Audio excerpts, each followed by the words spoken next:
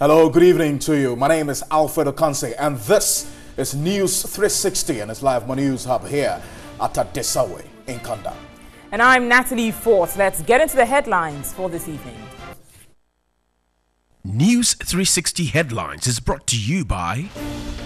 Latest images from slave camps in Libya show harrowing experiences of migrants who went into that country with the aim of seeking greener pastures. 2 of the 7 escapees from the Kwabenya police station and 2 others who facilitated the cell break have been arrested. Also ahead this evening, some Fulani youth activists in the Upper East region challenge government to probe allegations leveled against herdsmen. Consumer Protection Agency describes compensation package for prepaid challenges encountered by some ECG customers as unsatisfactory. And on the international front this evening, U.S. President Donald Trump has questioned whether peace talks with Israel will ever resume, blaming the Palestinians. And I'll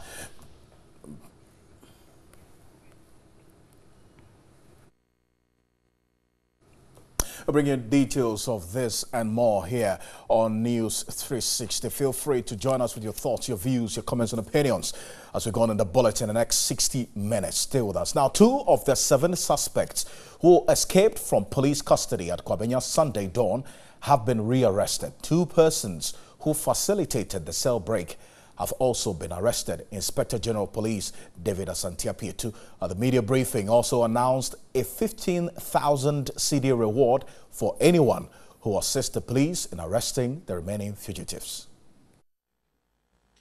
The Inspector General of Police, David Asante-Apietu, in a hurriedly arranged media briefing, announced some progress made after days of police intelligence and surveillance. We have since arrested 2 of the fugitives on Tuesday, 23rd January at Raura in the Volta region. They are Atakwejo and Prince Osei. Also 2 accomplices who aided the escape of the fugitives were arrested in Accra on Monday, 22nd January 2018 and yesterday, 24th January 2018. These include a 28-year-old woman named Nancy Benta, alias Urama. The other is George Yeboah Aka, a.k.a. Kwesi Shawa. 1 more person, Kofi Achampong, alias Nana Uwu, age 32, was also arrested yesterday at Afienya. Kofi Achampong is believed to be the spiritual father of the suspects and a source of weapons supply to the criminals. The IGP is confident the police will arrest all the fugitives and persons who facilitated their escape. We continue to charge the public to be on the lookout for the rest of the suspects and to offer police credible information which will lead to their arrest. A reward of 15,000 Ghana cedis awaits any person who gives credible information that will lead to their arrest. The IGP also spoke on progress made in investigations following the murder of Constable Daniel Owusu at La Paz in Accra on July 13 last year. 5 persons have been arrested. They are Benjamin Ni Lamte Flezi, boy, age 27. Kasim Munkaila, alias Ekwe, age 30 years. Laila Mohammed, age 20 years. Musa Ibrahim, alias Moses Kandu, age 37. And Abbas Abdullahi, age 36. Kasim Munkaila and alias Ekwe and Musa Ibrahim, alias Moses Kandu, were the suspects who shot Constable Daniel Owusu, but went into hiding immediately after the incident, until recently when they were arrested. He urged Ghanaians to remain calm and support the police in the fight against criminals. A public safety expert, Nanayao Akwada, has asked the police administration to institute reforms in memory of late Chief Inspector Emmanuel Aslevi, who was shot dead by armed men at Kwabena. The executive secretary of the Bureau of Public Safety insists police cells must be fortified and supported with functional CCTV cameras to keep attackers at bay. Chief Inspector Emmanuel Aslevi was killed in a dawn raid at the Kwabena police station by some armed gang on Sunday, January 21. At least 15 such police station attacks have been recorded by the Bureau of Public Safety between 2015 and 2017, in which a number of police personnel were either killed or maimed. The Bureau insists a reform is crucial. We need to have an Aslevi reform within the police service. We need to have it. The whole world over, when such things happen that shocks the conscience of the nation, that shakes the nation, we name after them and we make sure we follow through. I would want to see IG and his team actually announce Aslevi reforms on the back of Kwabena's incident. Executive Secretary of the Bureau again proposed the segregation of suspects in police cells and the introduction of CCTV cameras in police stations. They should install CCTV cameras or put in place other forms of surveillance systems there, so we know who is coming in and who is going out. We know who is exchanging what with who. Of what sense does it make that you put a CCTV at a call center and then the police station where you have suspects, then you don't keep any monitoring of them? Nanayao Akwada urged the police administration to look beyond government in improving its facilities to promote public safety and confidence. Who cares? Fine language does not stop a criminal. Nice rhetoric does not stop thieves. It is the plans and procedures that you put in place that scares them. They should review the physical structure. They should also review the kind of firepower they give to officers who are in charge of these cells. Because the men there are not pastors and they are not reverend fathers. They are people that the state, in its wisdom, thinks that they should be kept off the street until such time that the state apprises itself of their innocence or otherwise. So they have no business giving them loose security for anybody to just free them up and run away. Well, latest images from slave camps in Libya show harrowing experiences of migrants who went into that country with the aim of seeking greener pastures. Viewers are cautioned. The videos coming up are graphic.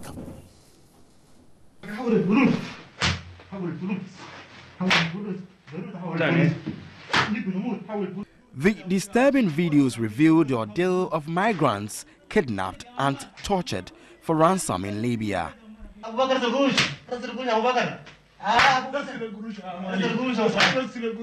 The captives are whipped as they turn their heads to the camera and beg for their families to send money for their release.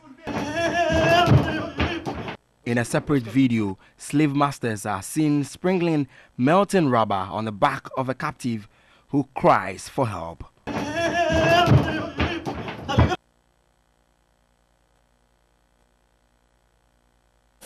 Well, so just as we cautioned you there, the images are really graphic, and that's what you saw. I've been joined in studio by McDonald Simpson. He's a Ghanaian and overseas researcher for Sahara Hustlers Association, and he's been in Libya for over 25 years as a teacher there. He's joined us in studio. Good evening to you. Thank you very much for joining us this evening. Now, can you just describe what we just saw right there on television? Well, this is the latest videos that we received from Libya. Well, when I first got this video, I was skeptical until I heard the language, because I speak very fluent Arabic here.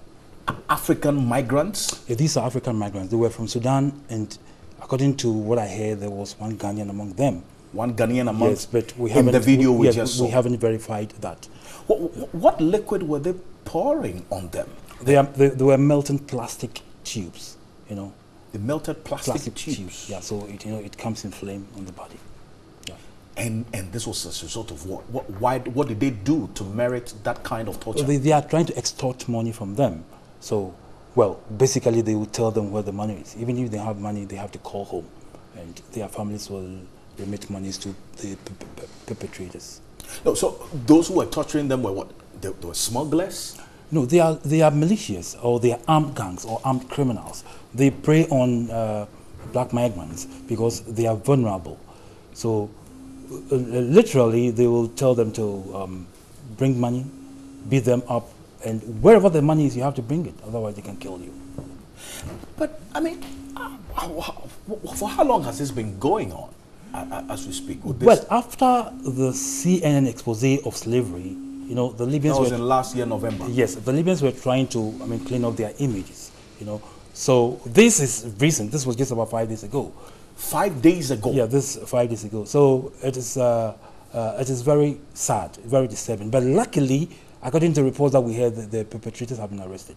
They have been arrested. What we're just seeing on the screen right now, yes, those who perpetrated this act they have been arrested. The other video, I see them beating up some of them. I see sores behind their back. Yes, that is when they pour this plastic. They pour the burnt plastic chips on their back. It's liquid flame. You know? Yes, that's what we're just seeing on the television right now. This will eventually let you bring out whatever money you have. So if you can, I understand Libyan Arabic. The guy was telling him where the money was. Yeah, he told him where the money was in Arabic. Eventually, yes. After torturing him over the period. Now, so what's the situation of Ghanaian migrants in Libya now? Well, it is, well, you live in Libya now, you live at your own risk. You live at your own risk? Because the security situation is very bad. We don't have any embassy at the moment. The Ghana embassy has relocated to Malta. So things are really bad. Security-wise, things are bad. So the UN, the EU, and the Libyan authorities are trying to repatriate all illegal migrants out of Libya. So there are up to about 8,000 Ghanaians in Tripoli alone who... 8,000 Ghanaians in Tripoli alone? Yeah. Who are there illegally? They are there illegally. Yeah. But we're also getting reports that there's been an upsurge of Ghanaians going through Bona Hafo region to go eventually into Libya with a dream of going to Europe to make it big there. Yeah, we got this report about a week ago. My NGO, we were trying to investigate. We have some campaigns that we will do in the coming days. So we got reports that some people who have been in Libya before, they are returning back because of the strength of the dinar now. A month ago, if you want to buy $1, you need 9 dinars. Now you need 5 dinars. So it's like the economy is getting back to its feet, so people are trying to... The Libyan currency is becoming stronger. Stronger against the dollar.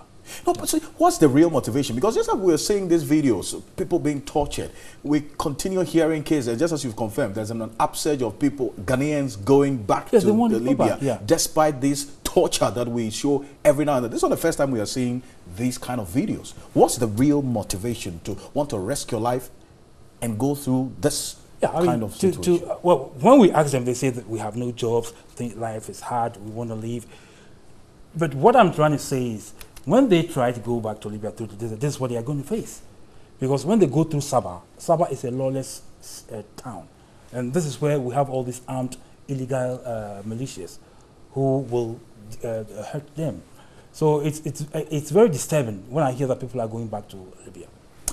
Natalie, you have some detail in there that you give us exactly what the situation looks like with migrants in Libya. Yes, certainly, Alfred. And like we were saying earlier, that it's extremely worrying what these migrants were in fact going through. And people would ask themselves the question, what is pushing them? It's mostly economic reasons that is pushing these people. And they're not only Ghanaians, but most of them are from Africa, sub-Saharan Africa, traveling to countries like Italy and France through Libya. And so the migrants include people, the countries with a high number of migrants, in fact, traveling through Libya to Europe include Senegalese, Ghanaians, as we know, Nigerians, and people from Ivory Coast, Ivorians. And it's an incredibly worrying situation, in fact. A migrant situation in Libya.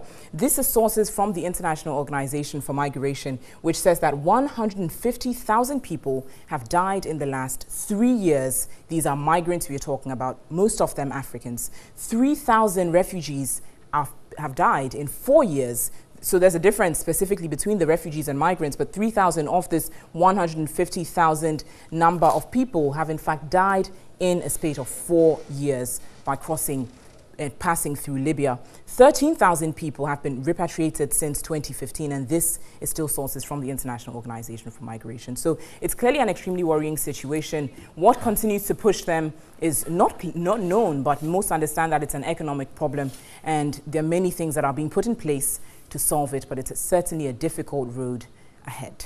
Thank you, Natalie, for painting that picture to us. McDonald Simpson, who joined us, is a Ghanaian overseas researcher for Sahara Hustlers Association. He's been in Libya for the past 25 years. There's going to be a lot more with him on New Day tomorrow between 6 and 9 a.m. So there's a reason to stay and tune in to that and get more, a lot of revelations into what's happening in Libya. But government has released 1 million cedis to offset the legal charges of the 12 labor unions, the forum, after the industrial court directed in 2010 for the amount to be paid to them. The Minister of Employment and Labour Relations, Ignatius Bafwewa, said the amount is to reduce the simmering agitations and strengthen dialogue with labour. In 2010, members of the 12 labor unions dragged the then government to court over management of their second-tier pension funds. After a month-long legal tussle, both sides agreed to an out-of-court settlement, of which the industrial court ruled that the legal charges should be paid to labor. However, the amount was not paid, which created agitations on the labor front and also affected benefits of pensioners. 8 years on, government has released 1 million cedis to pay the legal charges after transferring 3.1 billion cedis to their fund managers. Minister of Employment and Labour Relations Ignatius Bafwewa said the gesture is to promote trust among the two parties. The team of 1 million Ghana cedis should be transferred, and I'm glad to say that today that money will hit your account. And I want to emphasize here that in the midst of every storm, you have never found solution in the storm. It is in dialogue that we find solution. So we are ready to engage you whenever you have issues. Head of Civil Service Naneje Kumjamana lauded government and commended the Civil and Local Government Staff Association for facilitating the process. And that's something that people don't know, but it went a long way to put us where we are on the single spine even today. They've also been very active in the area of pensions, and the closer fund is also something that they have been doing. Meanwhile, to augment government's job creation agenda, the Civil and Local Government Staff Association, Adhoc Ghana, has opened a welfare shop for its members. The welfare shop, which has recruited more than 20 staff, is to allow civil servants purchase items at affordable prices. It would also provide the avenue for our members to purchase goods on high purchase at relatively competitive prices with low interest rates. But the Minister of Employment and Labour Relations, Ignatius Bafwewa, warned the leadership of Adhoc against selling substandard products. In these modern days, you go out there and you see all kinds of fake products on the market. If you are not very careful, they will sell a fake product to you at the price of a quality product. But at least in a shop like this, when you're coming, you can be guaranteed of a quality. Okay, oh, by you, I know you. On to other stories. The National Media Commission has given the board of GBC 1 month to resolve the ongoing impasse with its Director General, Dr. Ekufu. According to the Executive Secretary, George Sapong, the timeline is to maintain and promote a peaceful industrial climate. The Director General, Dr. Ekufu, is currently on leave, a decision by the board which he is challenging.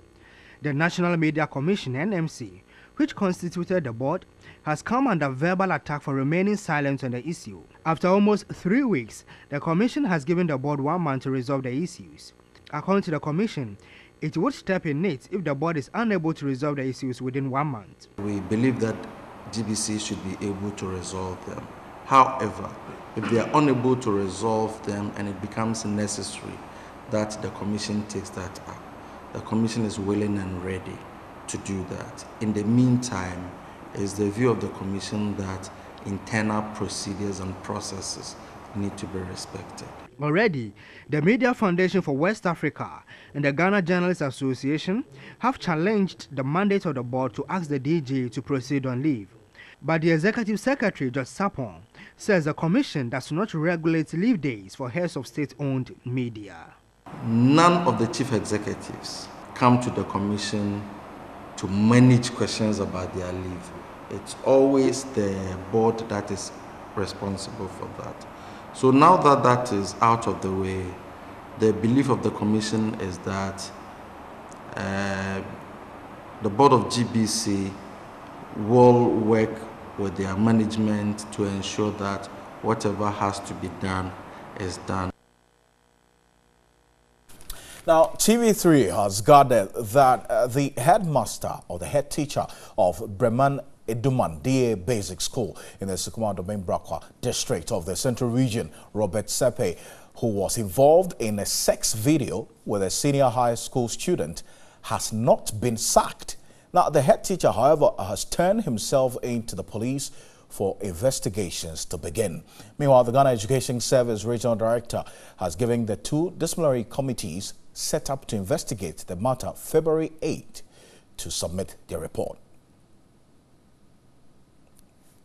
So that's information that we're getting at the moment, and let's get some details of this and some confirmation. Cassandra Chum Ampofo is a public relations officer at the Ghana Education Service. I thank you very much for your time this evening, Ampofo. Now, can you confirm this information that we're hearing, that the said headmaster has not been sacked by the GES? Okay, thank you very much. Good evening to your viewers. Yes, the headmaster has not been sacked. We just don't sack teachers like that. They are taken through disciplinary process, and the necessary sanctions are applied. And so the headmaster has not been sacked. What I gathered today is that he reported himself to the police. They led him to the district education office, and fortunately he has appeared before the two-member committee that was set up by the district director. The committee have also established that after interrogating the headmaster and the lady, they established that yes, indeed, they were in a relationship. Yes, indeed, they deliberately took the video during the sex act. And so based on that and a number of things, they have also recommended, the two-member committee, that based on that, the headmaster should be made to appear before the district disciplinary committee for okay, but action to be taken from there. Right, but what happens to the headmaster while investigations are ongoing, now that you've established these two committees to look into this? The headmaster will be on interdiction. He will be on interdiction? Yes. Now, I'm reading the GES's code of conduct now for head teachers, and that part of sexual offenses, I'm going to read it to you verbatim if you would indulge me. It says 27, no teacher shall indulge in immoral relations with a pupil or student in his own school or in any educational institution in which he performs any official duties. 2, no teacher shall indulge in immoral relations with a pupil and a student in any educational institution. This may result in disciplinary proceedings being taken against the offender. The disciplinary proceedings is a gray area. You didn't state exactly what you would do. In an event where investigations prove that he is guilty, what exactly will the GES do? Yes, that is what is in our code of conduct, but we have to wait until we get the report from the DC. Yes, the two-member committee has established that they were in a relationship, and once our code also is against that any teacher, no teacher shall have any immoral relation with a student. It means that there's a kind of a breach, and that is why we are asking him to appear before the district DC. Found to be guilty at the end. You see, Cassandra, I keep hearing you, and indeed the Ghana National Association of Teachers, NAT, also repeating deferment of increments of salary, whereby if teachers, the salaries of teachers are being increased, yours can be withheld for like 2 years. And then we also have a situation where your rank can also be reduced. And so if you are on the rank of assistant director 1, for example, it can be reduced to a principal 2. I mean, from a higher rank to a lower rank. And of course, we also have dismissal. And so that would depend on what the disciplinary committee will also come out with. But there are a number of sanctions that can be applied. I see. Now, I was saying that I keep hearing you and the Ghana National Association of Teachers refer to the fact that this gentleman, the head teacher, did no wrong because this lady, first of all, is 19 years old, and secondly, the parents of the girl knew that both of them were in a relationship. How does that make it right? The fact that the parents of the girl knew, and so according to Nat, this gentleman did no wrong. You know, our code of professional conduct states clearly, and you read, that no teacher shall indulge in immoral relations with a pupil or student in any educational institution. You are a teacher, and it states clearly that you are not supposed to do that, engage in any immoral relation. And so for us, we have to go through that administrative process by taking you to a disciplinary committee, and it's been established, yes. Both of them, I mean, the headmaster and the lady also established that they were in a relationship. They established that fact when they appeared before the 2-member committee. Yes. And so based on that, we have to first, I asked them to appear, the headmaster to appear before. Cassandra, I get that point. Cassandra, I get that point. What I'm trying to say to you is that an association that is more of answerable or aligned to you, I mean the GES, NAT, Ghana National Association of Teachers, is reported to have said, at least the Central Regional Director or head of NAT is reported to have said that this gentleman did no wrong because the parents of the girl are aware of their amorous relationship. And I'm asking you, the GES, what your position is as against NAT, an association that is aligned to you. We are looking at what our code of professional conduct states. And so we are not looking at, or we are not listening to what NAT is saying or otherwise. We have rules and regulations governing our profession. And it is stated that you shall not have any immoral relations with the people. And that's it, and that's what we are going by. And so the fact that NAT official has said this does not mean that we as GES should also base on what he has said and act on. But does it worry you that NAT will have a different position against that of the GES when they are all supposed to be bound by this code of conduct that you have as the Ghana Education Service? I do not know why. I mean, the motive or the intention for which the officer made that statement. And so I would not go further until I get to know why he made that statement. I do not know what he saw or what he heard, what investigations probably he has done for him to come out with that. And so I will not comment on that. Well, I see. Anyway, thank you for your time this evening. Cassandra Chum Ampofu is the Public Relations Officer of the Ghana Education Service. Let's turn to some other stories this evening as the Controller and Accountant General, Asante Ofosuhene, has appeared before the 5-member ad hoc committee set up to investigate the alleged cash for seat saga.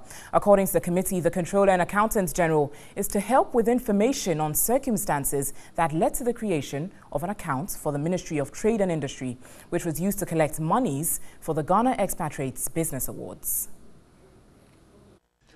The committee spokesperson Yaboabia Samoa explained the motion for the committee is on suspicion of monies levied and collected by the Ministry of Trade and Industry, which involves accounting. Adding, the committee decided to invite the Controller and Accountant General to explain how government levies and monies are collected by his outfit. The committee asked the Controller if he was aware that the Trade Ministry had created an account where monies were lodged for the Expatriate Business Awards. The Controller answered in the affirmative, explaining the Ministry had an account which had existed for years, and in that account the Ministry lodges its internally generated funds there. He further indicated the Ministry had informed him of lodging the money in that account. According to the Controller and Accountant General, the last time he checked after the awards, some money had been withdrawn with 299,000 cedis left in the account. I'm saying that the GCR was used to collect funds. Would you agree with me that by reason only of the fact that they were used to collect these funds, they are tainted with a public character. What I know is GCR will be used in collecting monies that will go into a public fund. And so if the money is a private money and it has gone into the public fund, it is appropriate. An agency of the government of Ghana. Yes. And retention means that then the ministry will have custody of the funds. Is that not it? The ministry retention means that they retain for a specific purpose. It's not retained for them to spend. The money is being retained in the account for future giver initiatives. Meanwhile, spokesperson for the committee says the Controller and Accountant General is the last to appear before the committee. All the sittings really have come to an end, and we are grateful to God that we appear to have collected sufficient information. The committee will now go into the back room and sit down and sift through the evidence and go to the business of report writing. But we hope we will be able to meet the deadline. But why was the expatriate businessmen's meeting with the committee held in camera? As a committee, under the chairmanship of the chief whip, including all the other 4 members, agreed that we will hold it in camera. Everything we've done will appear in our final report, and I'm not at liberty to debate the merits of anything. The committee has up to January 31 to present its report to Parliament. All right, so Ghana is set to be the first African country to roll out a community scorecard for tuberculosis, HIV and AIDS, and other non-communicable diseases. The community scorecard is expected to solicit views on the performance of health practitioners. The community scorecard was introduced in 2014 by African leaders in Ethiopia. The scorecard is a management tool to track the performance of health professionals at the various districts. The Ghana Health Service is the lead agency in its implementation in the country and has introduced it for malaria and other reproductive cases. The scorecard also captures the number of hours patients spend at their health center.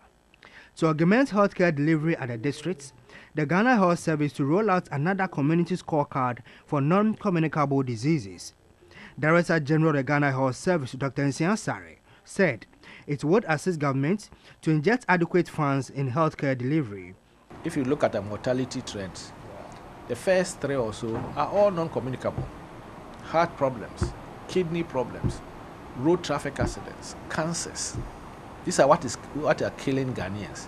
Now, luckily, because of our prevention that we have put in place, we scarcely see even measles to teach medical students. Ghana will be the first country to include non-communicable diseases. This is going to be the first exercise to go beyond malaria, RMNCH, and the community scorecard. So Ghana will be the first one to actually develop the use of scorecard around non-communicable diseases, HIV as well as TB. The community scorecard comes in different shades of colors to determine the performance of a health post. You see the color coding, you see the green means you are on track, you see the yellow, you see the red.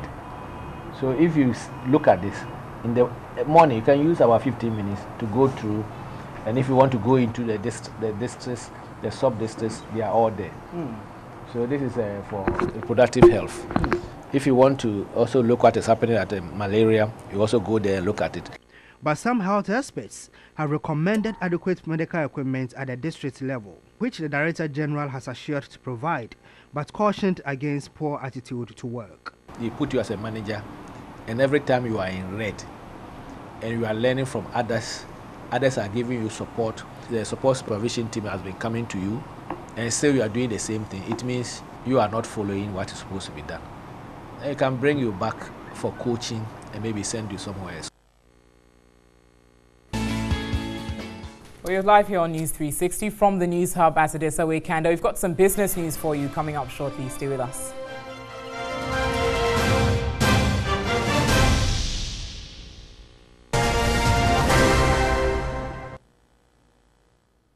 It's still News 360, time for business. My name is Nanikia Mensah Brampa. Beginning with tonight, the Public Utilities Regulatory Commission has ordered the Electricity Company of Ghana, ECG, to pay compensation to the affected payments customers in Achimota, Kolebu, Dansuman and Kanishi who were to purchase electricity units from December 3 to 12, 2017. Now, however, the Consumer Protection Agency has described this move as unsatisfactory to affected customers. A press statement signed by Executive Secretary Mami Dufie Ofori indicated after a preliminary investigation into the matter, it directed the ECG to submit technical and operational information to the prepayment system and its failure. ECG was also given the opportunity to answer questions and explain the circumstances which led to the incident to the Commission. According to the PURC, compensation to customers is based on the average energy lost to each customer category as a result of the prepayment failure for 10 days. This does not affect the service charge and other charges. The order of payment is expected to be one-time electricity credit effective February 2018 energy consumption. Head of Programs and Research at the Consumer Protection Agency, Nana Prempe Okujiabo, has described the punitive action as unsatisfactory. The PURC have a lot of measures that is used in punitive any utility service provider when they fall short. But what they have given as what ECG should do, then definitely ECG is not going to feel any pain at all. Because if we are going to use the same electricity that is supplied to consumers as a form of compensation, who is going to pay for the electricity that is being produced by VRA? To ECG, because at every electricity that is produced, we have to pay for it. It is not for free. Total compensation payable is 1,927,620 Ghana cedis. Affected customers are expected to be compensated and evidence submitted to the Commission by ECG before March 4. Water bottling company Volta Ghana has commissioned its new plant at Akwadum near Nsawam in the eastern region. The new factory is expected to increase the production capacity of company, packaging 24,000 bottles per hour. Volta Ghana was established in 1995. Within 3 years, it went on to command a 65% market share of the Ghanaian mineral water market. To meet customers' demand, the company has opened a new production line at Akwadum. The $10 million facility, which employs 200 workers, has the capacity to package 24,000 bottles per hour. The managing director of Volta said the new line will ensure that there are no production gaps, translating into improved service delivery. This new packaging line increased the production capability of Volta, reinforcing our commitment to meet the demands of our customers, our consumers, as we align with the development agenda of the government of Ghana. Voltic shall continue to refresh Ghana every day and make the country a better place. Voltic in 2016 became a subsidiary of Coca-Cola Beverages Africa, the 10th largest Coca-Cola bottling partner worldwide. We've been challenged by the Coca-Cola company to be a total beverage business. If we're to be a total beverage business, we can't just produce Voltic water and a couple of other things. We've got to be in the dairy business. We've got to be in the juice business. We've got to be in the soy business. You can't find a better water line anywhere in the world. Not in America, not in Europe, not anywhere.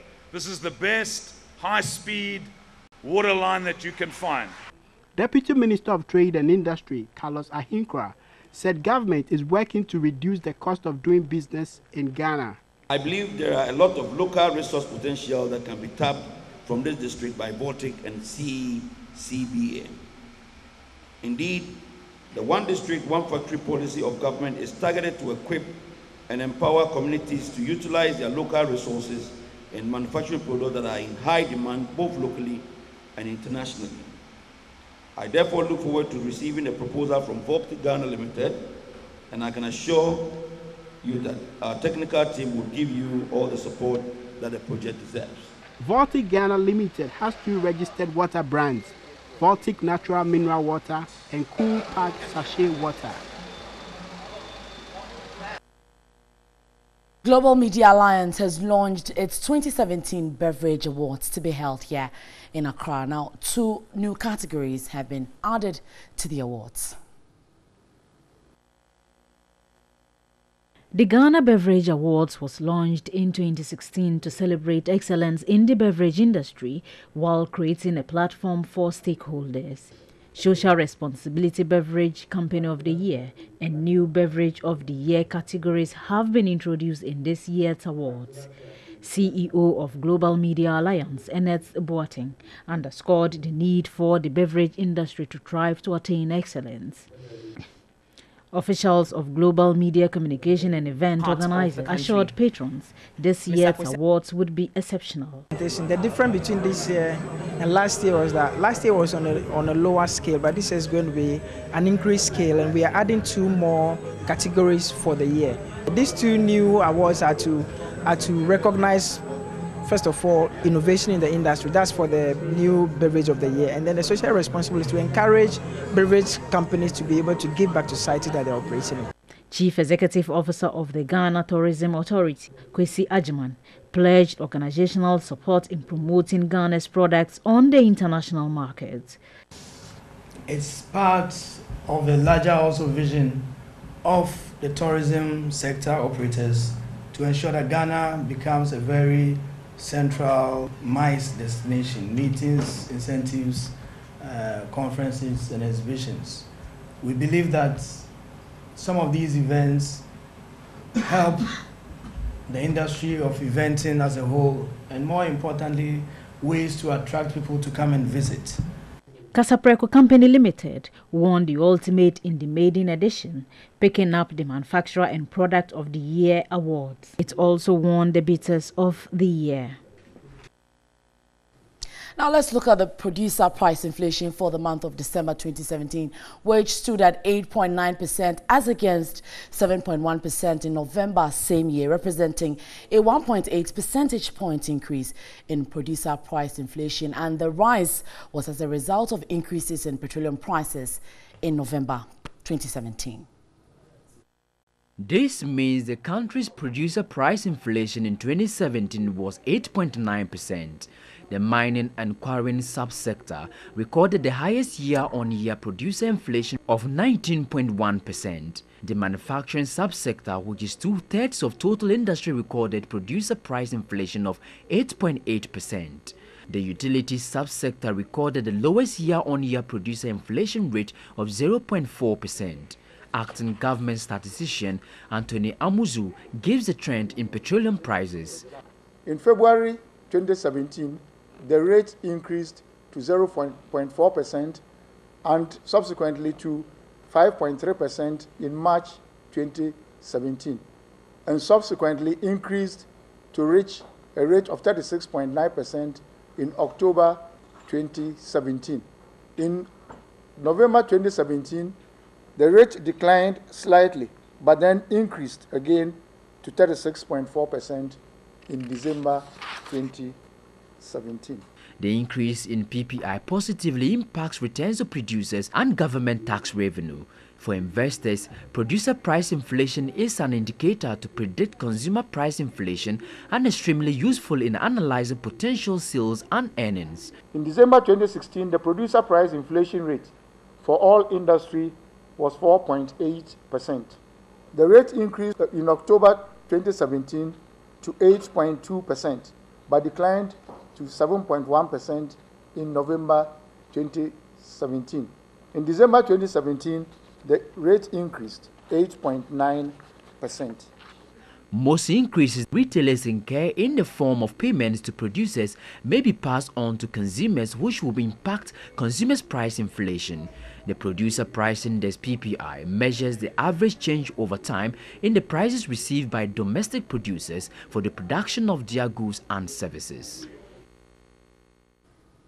Let's wrap up on business tonight with figures from the Forex, and looking at the cedi to the dollar, it remains stable by end or close of today. Still seeing some depreciation of 0.16%, and it's being bought and sold to you at the various Forex bureaus at 4 Ghana cedis 42 pesos. Same when you are buying it from the Forex bureau, but it performed quite poorly. Talking about the cedi to that of the Great British Pound at 6 Ghana cedis 31 pesos and being sold at 6 Ghana cedis 32 pesos. And also it saw a poor performance there, depreciating against the euro at 5 Ghana cedis 53 pesos when you're buying it, and it's being sold at 5 Ghana cedis 53 pesos. Remember, these figures will differ from one Forex market to the other. That will do for business tonight. My name is Nanikia Mensah. More on News 360. Good evening.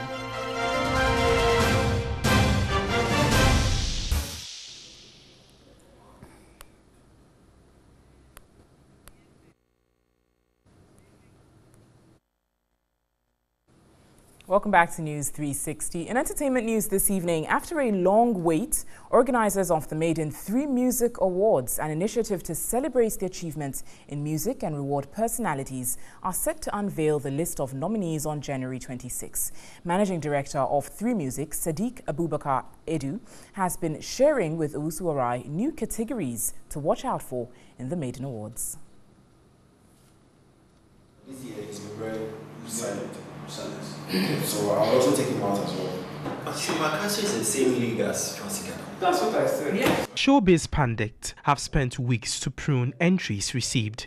The shortlisted nominees will be unveiled on Friday, January 26. Tomorrow is one of the first steps to really putting it out there, and we're leaving no stone unturned to ensure that it comes out very well. And then finally, we're going to put in our all to ensure that the final, we curate a very good experience for the final event. A major category to watch out for is the Song of the Year category. The Song of the Year category is a 4-in-1 award. So the award is not going to go to only the artist. One award will go to the producer of the song, one award will go to the songwriter of the song, one award will also go to the sound engineer or mixer. A hit song is not created only by the artist, or usually the artist only performs it and carries the song. A lot of things goes into creating a good song. So we wanted to recognize the roles people in the music production value chain play in creating or birthing a good song. The Maiden 3 Music Awards, a more edgier, trendier and exciting award, will come with other impressive categories. And then there's a Fan Army of the Year. Within the last few years, you recognize how a lot of these fan armies have sprung up. There's a Shatter Movement, there's the Beam Nation, there's a Gadam Nation, there's a Sark Natives, there's the Aliens, there's a lot of them. And these guys have been doing well and to add to the whole culture and the vibe. And so one of the things we're trying to do is to reward their efforts and ensure that they continually do those things. Some awards are recipients with plaques, others give out plaques and cash prizes. What reward will 3 Music give out? And for now, the plaques is the focus, and obviously there's a lot more that has been put in the plaques to ensure that they get a gold-plated 3 Music gun, for which they're going to take home. But there are conversations in the space with prospective sponsors to ensure that we have some bit more to add to the award. So that's a great innovation. 3 Music Awards. Can't wait. Let's now get for some international news. U.S. President Donald Trump has questioned whether peace talks with Israel will ever resume, blaming the Palestinians. Mr. Trump said Palestinians had disrespected the U.S. in the wake of his controversial decision to recognize Jerusalem as Israel's capital. Respect has to be shown to the U.S. or we are just not going any further, he told reporters at Davos. The Palestinians say the U.S. can no longer be considered a neutral broker. The number of people killed after a vehicle drove over a landmine in central Mali has increased to 24. Local residents have told the news agency AFP. The army earlier put the figure at 13, according to Reuters news agency. The vehicle was traveling from Burkina Faso to a weekly market when tragedy struck on Thursday. Malian security sources blamed the attack near the town of Boni on terrorists. Thank you for spending your 60 minutes with us here on News 360. On behalf of the rest of the team, we are grateful. My name is Alfredo Kanse. And I'm Natalie Force. Visit our website, 3news.com, for some more news. And news at 10 this evening will simulcast on our sister station, 3FM 92.7. Thanks so much for watching. Have an excellent evening.